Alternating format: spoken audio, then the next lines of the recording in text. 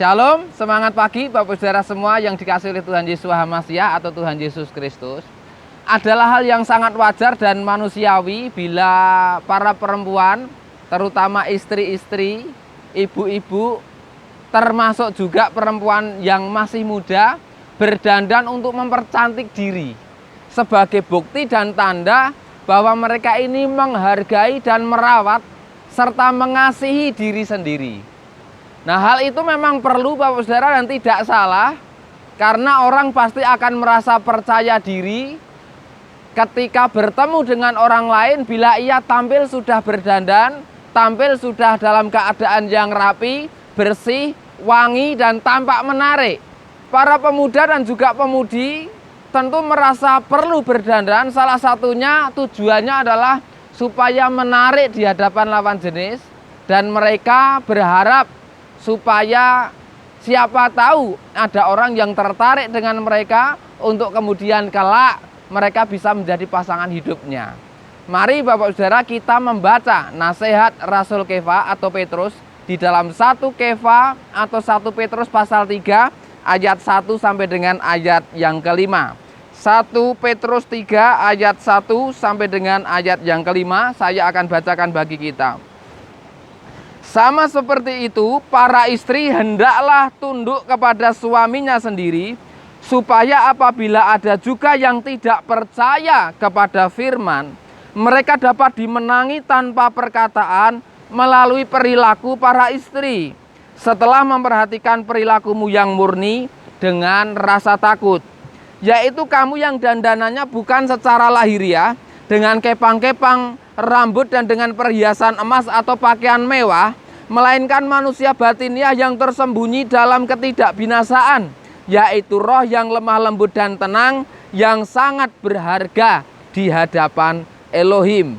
Sebab demikian jugalah wanita-wanita kudus dahulu yang berharap kepada Elohim, mereka mendandani diri mereka sendiri dengan tunduk kepada suami mereka masing-masing. Bapak Ibu Saudara yang dikasihi oleh Tuhan, Kefa mengharapkan supaya para istri mereka ini berpenampilan sederhana. Mereka tidak tampil mewah. Mereka tidak berlomba-lomba berdandan dengan memamerkan perhiasan, pakaian, serta kekayaan yang mewah di tubuh mereka. Yang Kefa kehendaki, yang diutamakan adalah tadi mereka berdandan secara batiniah, dalam rangka supaya memenangkan jiwa suaminya. Dan ternyata Bapak Ibu, apa yang dinasihatkan oleh Kefa tadi juga dinasihatkan oleh Rasul Paulus. Mari kita baca di 1 Timotius pasal yang kedua, ayat yang ke-9 sampai dengan ayat yang ke-11. 1 Timotius 2 Bapak Ibu, ayat yang ke-9 sampai dengan ayat yang ke-11. Saya akan bacakan bagi kita. Sama seperti itu pula wanita-wanita sopan dalam berpakaian, mendandani dirinya sendiri dengan kesederhanaan dan penguasaan diri, bukan dengan rambut yang berjalin-jalin, atau dengan perhiasan emas, atau dengan mutiara, atau dengan pakaian-pakaian yang mahal, melainkan apa yang pantas bagi wanita-wanita yang mengaku saleh, yaitu dengan perbuatan-perbuatan baik. Biarlah seorang istri belajar dalam ketenangan, dalam segala ketundukan. Tentu saja Bapak Saudara, apa yang dinasihatkan baik oleh Kefa maupun Paulus tadi tidak berarti bahwa para istri tidak boleh berdandan sama sekali. Lalu mereka tidak boleh memakai perhiasan emas sama sekali. Lalu mereka tidak berdandan, merawat rambutnya. Tentu tidak demikian Bapak Saudara. Justru salah satu cara dari istri untuk menyenangkan suaminya adalah dengan berdandan, untuk tampil cantik, untuk tampil wangi, tampil bersih, tampil rapi, tampil istimewa di hadapan suaminya. Memang Bapak Saudara, kitab suci tidak melarang para perempuan untuk mengenakan perhiasan dari emas atau perak. Kalau saudara nanti baca di kitab Semot atau Keluaran pasal 30 ayat yang ke-22, saudara bisa melihat nanti bagaimana orang-orang Israel pada waktu itu, baik laki-laki atau perempuan yang bermurah hati, Mereka mempersembahkan emas kepada Tuhan. Mereka membawa gelang, mereka membawa anting-anting, mereka membawa cincin, mereka membawa perhiasan emas, dan bahkan segala macam perkakas emas. Tentu saja gelang, anting-anting, cincin, dan perhiasan emas tadi pernah dan dapat dipakai oleh perempuan-perempuan Israel pada masa itu.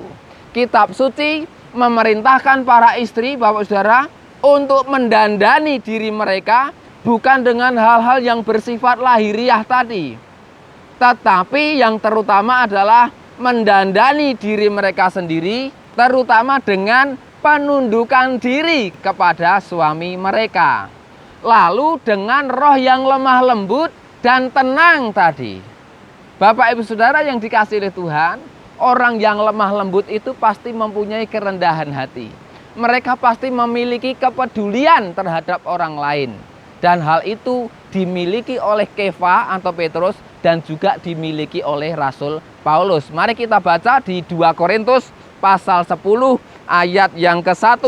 2 Korintus pasal 10 ayat yang ke-1 saya akan bacakan bagi kita. Dan aku Paulus yang secara penampilan memang lemah di antara kamu, tetapi ketika tidak hadir aku membanggakan diri terhadap kamu.